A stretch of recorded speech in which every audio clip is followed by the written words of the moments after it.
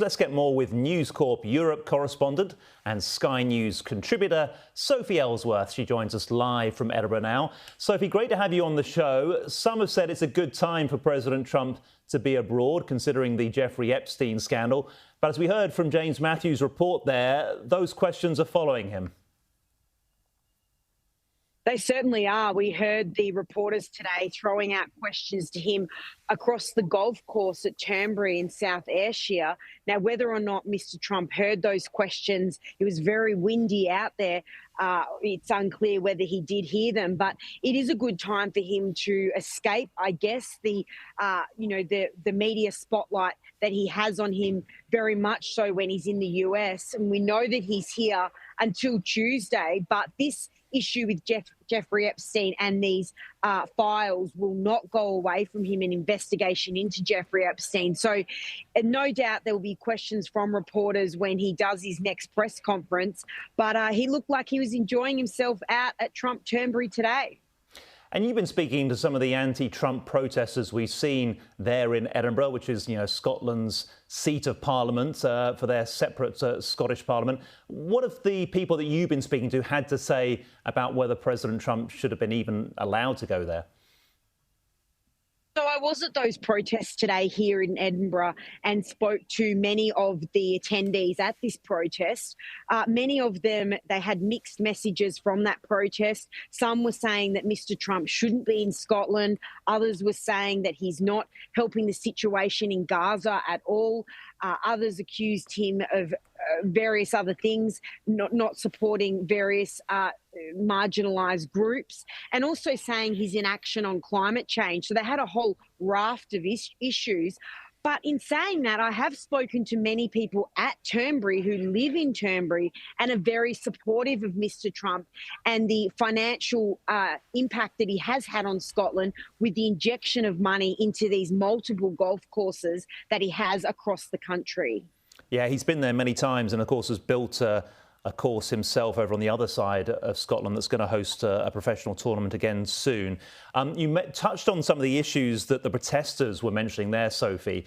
And, of course, we know that President Trump's not just going to meet Scottish First Minister John Swinney, but also the UK PM Keir Starmer, who he's met several times since starting his second term, and the European Commission President Ursula von der Leyen's flying over to speak to him as well. I guess they're going to want to focus on trade, Ukraine, Gaza as well. What's Donald Trump going to want to talk to them about?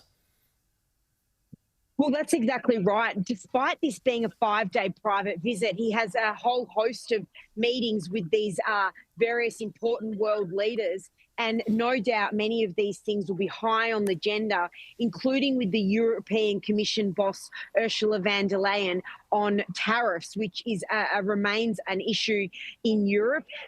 No doubt the ongoing war in Gaza, that will be high on the agenda. So there's many issues here that he will be discussing. And it's also important that Sir Keir Starmer is meeting with him, because not forgetting that Emmanuel Macron has said, the French president, that a Palestinian state should be recognised. So Mr. Trump has already quash this stance by the French president. So there's a lot going on here, but not forgetting Mr. Trump wants to have some time to himself, and he will also be opening this new golf course in Aberdeenshire, which will be named after his late mother, who is Scottish. Yeah, and there was lots of controversy during the construction of that from environmental protesters and some locals, but he managed to get around those. And as you were hinting at there, Sophie, he seems quite relaxed in Scotland because despite the protests you were at, as you've mentioned, he's pretty popular there. It definitely is a divide. I mean, there's some people who won't go on camera that say they don't want to talk about him, they don't like him. There's others who say they really like him, but they also don't want to speak on camera. There is a real divide here in the population. Some people think he's doing the country a lot of good. Others say he shouldn't be here, not forgetting that there's more than 5,000 police officers that have been engaged to be part of this high-level security operation while Mr. Trump is in Scotland, because not forgetting he had that assassination attempt on him last year. So there's no doubt all eyes are on him in the coming days and these important meetings that he holds. But he also wants to make this about the investment in Scotland, including that new lavish golf course that he will open at Aberdeenshire. Yeah, fascinating stuff. What we can guarantee, Sophie, is he's bound to generate more headlines before he leaves the country, and hopefully you'll be there to tell us all about it. Sophie Elsworth, live from Edinburgh. Appreciate your time, Sophie. Thank you. Thank you.